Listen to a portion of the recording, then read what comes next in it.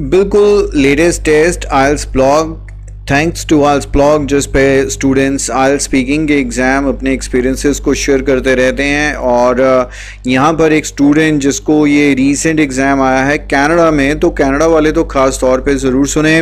What is your name आप ज़रूर बता देंगे क्योंकि आपको डेफिनेटली पता है कि आपका नाम क्या है। वेयर आर यू फ्रॉम तो क्यों नहीं बताएंगे। आप में से कितने ब्रैम्पटन में रहते हैं, कैलगरी में रहते हैं, जो भी कनाडा में मेरा ये वीडियो देख रहा है प्लीज़ कमेंट सेक्शन में एक बार ज़रूर बताइएगा। Is your area a safe place to live? You can definitely say, or I'm not very sure how safe Canada is when compared to India, but definitely you can say that police keep on patrolling every now and then, and the police station is not too far from our place, and no doubt each and every street in the colony or the area I live has security surveillance, so that's the reason why I can simply say that it is quite a safe place to live. Do you enjoy working with numbers? Why or why not? So it totally depends upon you, but I always recommend in part one never give negative answers. So you can always say that yes, I love or I enjoy playing with numbers or working with numbers. Since childhood I am interested in mathematics and I always love to do calculations either manually. If too long I make use of calculators. Are you good at remembering phone numbers? I am pretty sure कि अब हर किसी के लिए मुश्किल है because these days we are too much dependent on our devices. So you can use the same like earlier I was pretty good to remember the phone numbers of my friends and families, but these days I make use of my mobile phone to save the numbers of every known. So for that reason I find it so hard to remember the numbers. In your daily life, how often do you need to deal with numbers? Well, I can say I have to deal with numbers often as I'm doing a part-time job at a local store, so I have to make bills, so I certainly have to deal with numbers. Have you ever used numbers to solve a problem or make a decision? And that's quite interesting because I often make use of a dice if I am confused or if I am in a trouble, or if I have too many options to choose from.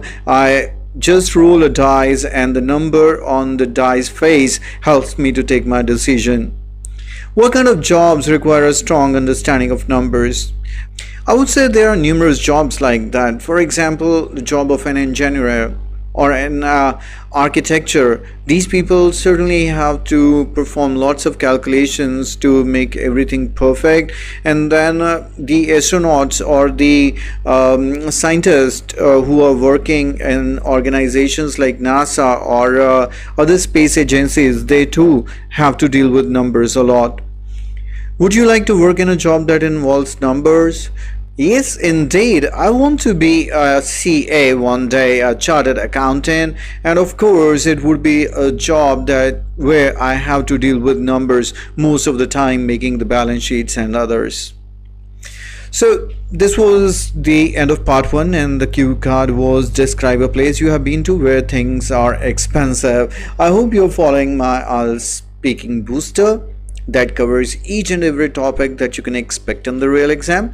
Speaking Booster covers this topic in which I have discussed about one of the shopping street or area in Delhi where you visited with one of your friends, or you visited to see your family living there, and there you got to know about this place which is quite expensive. You went there with your friend where you saw most expensive cars being parked, and there you saw the showrooms of the biggest international brands ever possible. You talk about the food courts where you decided to have some food, and unfortunately, just like you've been doing the window shopping at most stores, you ended up eating nothing at the food store as well, at the restaurant as well, as it was upscale and nothing was in your budget. But overall you can say that it was though it was really expensive, but everything that you saw there was absolutely out of the world, that you had never seen or experienced before. Watch that video that I have shared with you earlier on this channel, or follow the sample answer by reading Speaking Booster. You will find the link of Speaking Booster in the description of this video, or you can simply download IELTS coaching application on your Apple or Android device, and just by making a small amount you can unlock it for yourself for the next 6 months.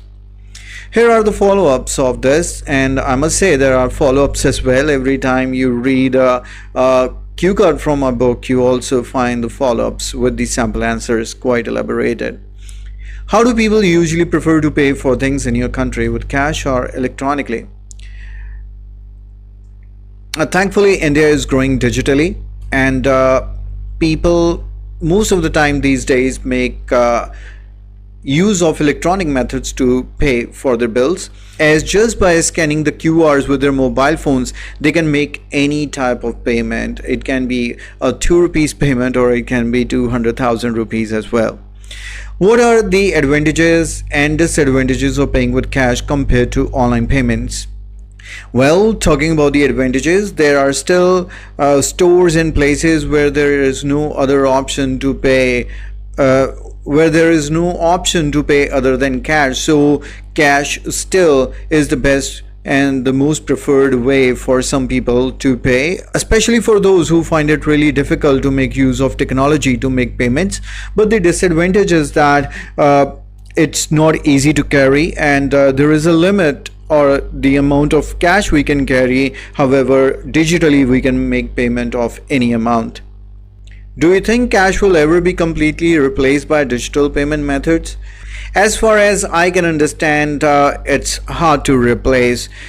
Though in India we have just started to make digital payments few years ago, but in advanced countries like America, Canada, people been making online payments since ages, yet people out there keep fair amount of cash in their pockets to make the payment. And for that reason, I can say that cash transactions will continue in future as well, or would never be completely replaced. How has the use of online payments changed in recent years?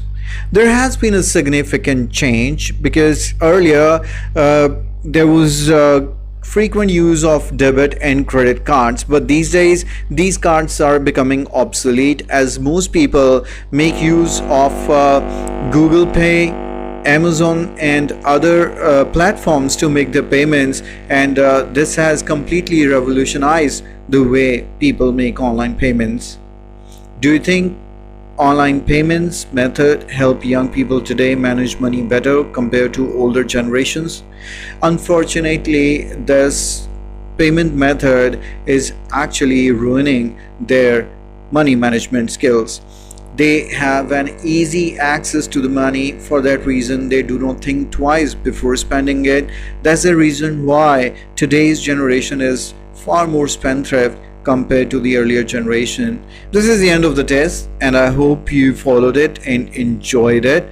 And I'm pretty sure that if you're going to find the same questions in the real exam, you'll be on cloud 9, and definitely you will present your questions in a very impressive manner, so that you can easily achieve anything beyond 7 in your IELTS speaking test. Thanks for watching the video, dear friends, and bye bye for now.